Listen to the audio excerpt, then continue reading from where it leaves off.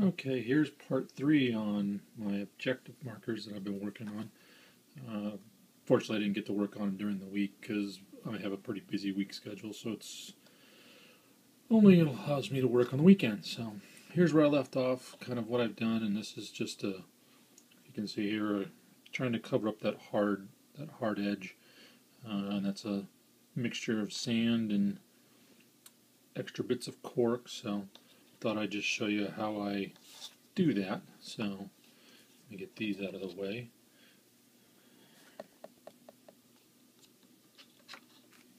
So what I do is get the good old white glue and put a good amount here around the base, and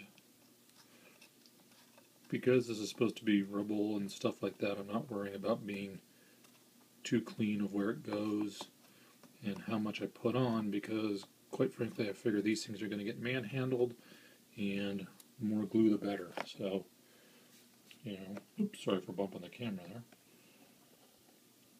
More glue the better is going to be holding on to these things. So that from there, then what I do is I took, when I was tearing up the cork bits, just saved them in little containers. These things I get at Smart and Final, you can get them in a huge container for like 100 of these for like $3 or $4. Ironically, if you're familiar with Jello shots, you'll know what these are really easy. But basically what I've done, as you can see, is just all broken up bits and stuff in different sizes.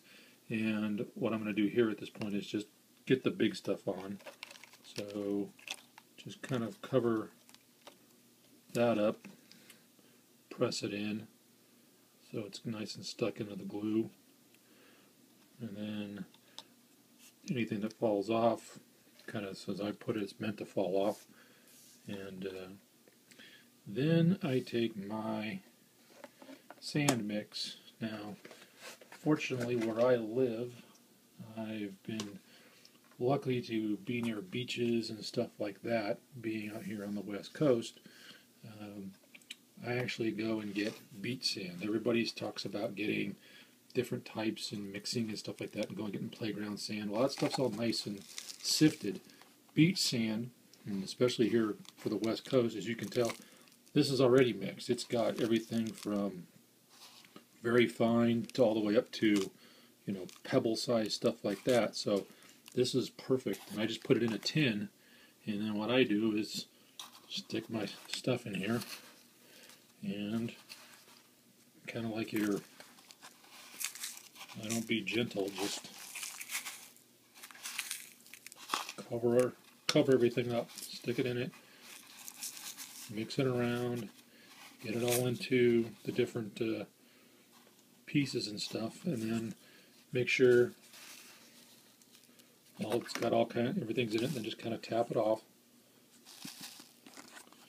and get any excess, keep it right here in the tin. The nice part is these disposable containers that have lids and stuff on it. This just holds it, and everything stays in here, so I don't make a super crazy mess. And just again, kind of press everything in, make sure it's nice and stuck into the glue. And then once this dries, then what I'll do is I'll go over it again with a watered down PVA mixture, just to make sure everything is set as much as I can make it. So once this one dries up, it usually takes about an hour or two before I get nice and dry, and then I'll put on that watered down mixture.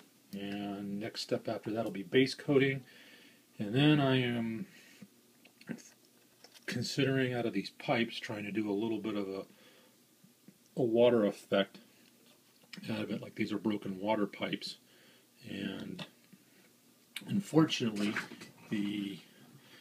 what I would love to use would be Uhu glue, but finding that here in the States has proven almost pointless. So, and I've tried finding a couple other spots that I might be able to get it, but I'm going to give this a shot.